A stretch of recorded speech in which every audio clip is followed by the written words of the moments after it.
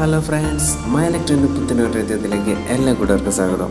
നമ്മളിന്ന് ചെയ്യാൻ പോകുന്നത് ബ്ലൂടൂത്ത് ഹെഡ്സെറ്റിൻ്റെ ചാർജിങ് സോക്കറ്റ് ഡാമേജ് ആയിട്ടുണ്ടെങ്കിൽ നമുക്ക് വീട്ടിലിരുന്ന് തന്നെ ഒരു ബ്ലോവർ പോലും ഇല്ലാതെ നമുക്കതെങ്ങനെ റീപ്ലേസ്മെൻറ്റ് ചെയ്യാമെന്നാണ് നമ്മളിന്ന് ഈ വീഡിയോയിൽ ചെയ്യാൻ പോകുന്നത്.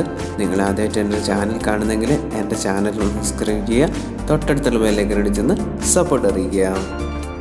ഓപ്പൺ ചെയ്യാനായിട്ട് ആദ്യം തന്നെ മേൽഭാഗത്തുള്ള റബ്ബർ ക്യാപ്പ് ഊരി കഴിഞ്ഞിട്ടുണ്ടെങ്കിൽ അതിൻ്റെ അടിയിലായിട്ട് 6 സ്ക്രൂ കാണാം. 2 സൈഡിലായിട്ട് 6 സ്ക്രൂ കാണാം. ഈ 6 സ്ക്രൂ അഴിച്ച് കഴിഞ്ഞിട്ടുണ്ടെങ്കിൽ അതിൻ്റെ മേലിലുള്ള പ്ലാസ്റ്റിക് കവർ ജസ്റ്റ് ഊരിങ്ങി വരും. അതിൻ്റെ തൊട്ട് അടിയിലാണ് PCB.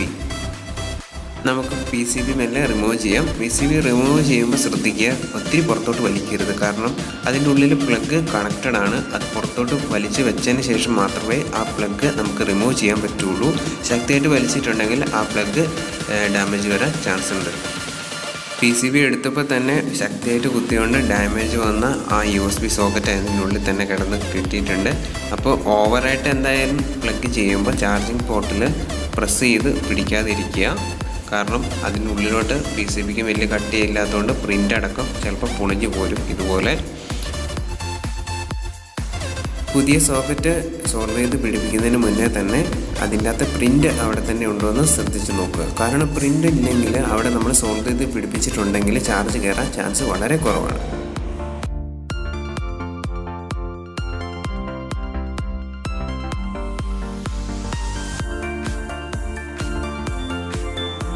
പുതിയ സോക്കറ്റ് അതിൽ PCBയിലൊന്ന് ജസ്റ്റ് ഒന്ന് വെച്ച് നോക്കുക. കാരണം എല്ലാ പിന്നും കറക്റ്റായിട്ട് തന്നെ അതിൽ ടച്ച് ആവുന്നുണ്ടോയെന്ന് നോക്കുക. അതിനുശേഷം മാത്രം സോൾഡർ ചെയ്യുക.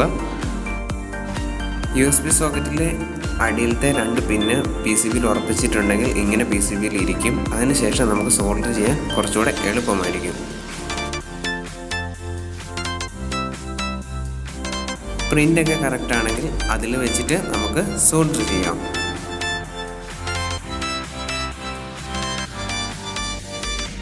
സോൾഡർ ചെയ്താലും അതിൻ്റെ ലെഗെല്ലാം കറക്റ്റായിട്ട് പ്രിൻ്റിൽ തന്നെ ടച്ച് ആകുന്നുണ്ടെന്ന് ഉറപ്പ് വരുത്തുക.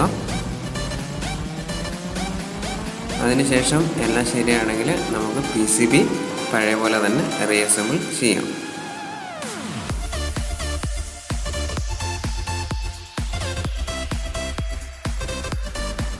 എങ്ങനെ നമ്മൾ റിമൂവ് ചെയ്തോ അതുപോലെ തന്നെ ലെഫ്റ്റും റൈറ്റും സ്പീക്കർ പ്ലഗ് മാറിപ്പോവാതെ തന്നെ കണക്ട് ചെയ്യാം.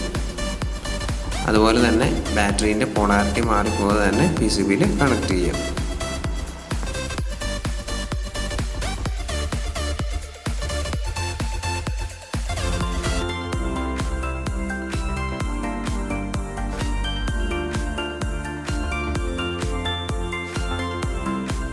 കംപ്ലീറ്റ് സ്ക്രൂ ചെയ്യുന്നതിന് മുന്നേ ജസ്റ്റ് ഒന്ന് ഓണാക്കി നോക്കാം. ഓണാക്കി നോക്കി അതിൻ്റെ വർക്കിംഗ് ജസ്റ്റ് ഒന്ന് നോക്കിയതിന് ശേഷം മാത്രം സ്ക്രൂ ചെയ്യുക. ഇല്ലെങ്കിൽ ജസ്റ്റ് എന്തെങ്കിലും ഷോർട്ട് ഉണ്ടെങ്കിൽ നമുക്ക് അപ്പം തന്നെ അത് റിമൂവ് ചെയ്തെടുക്കാൻ ബുദ്ധിമുട്ടായിരിക്കും.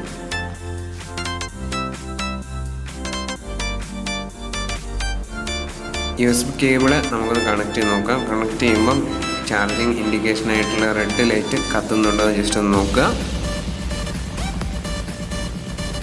എല്ലാം റെഡി ആണെങ്കിൽ നമുക്ക് റീഅസംബിൾ ചെയ്യാവുന്നതാണ്.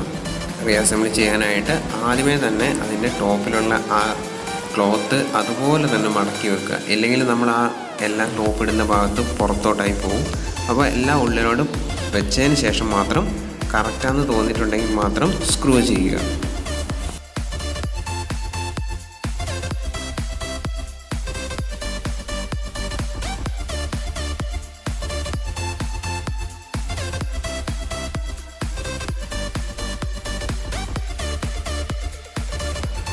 നമ്മുടെ ബ്ലൂടൂത്തിൻ്റെ ചാർജിങ് സോക്കറ്റിൻ്റെ ഇഷ്യൂ സോൾവ് ആയിട്ടുണ്ട്. അത് ചാർജ് കയറുന്നതായിട്ട് നമുക്ക് കാണാം.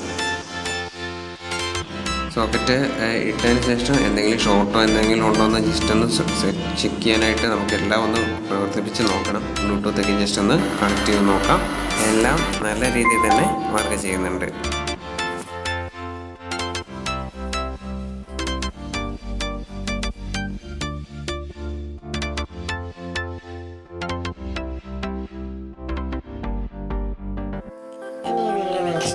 എൻ്റെ ചാനൽ സബ്സ്ക്രൈബ് ചെയ്യുക, തൊട്ടടുത്തുള്ള ബെല്ലൈക്കൺ പ്രസ് ചെയ്യുന്ന വഴി ഞാനിടുന്ന ഓരോ വീഡിയോസിലും നിങ്ങൾക്ക് നോട്ടിഫിക്കേഷൻ ആയിരിക്കും. അതാദ്യം തന്നെ കാണാൻ സാധിക്കുകയും ചെയ്യുന്നു.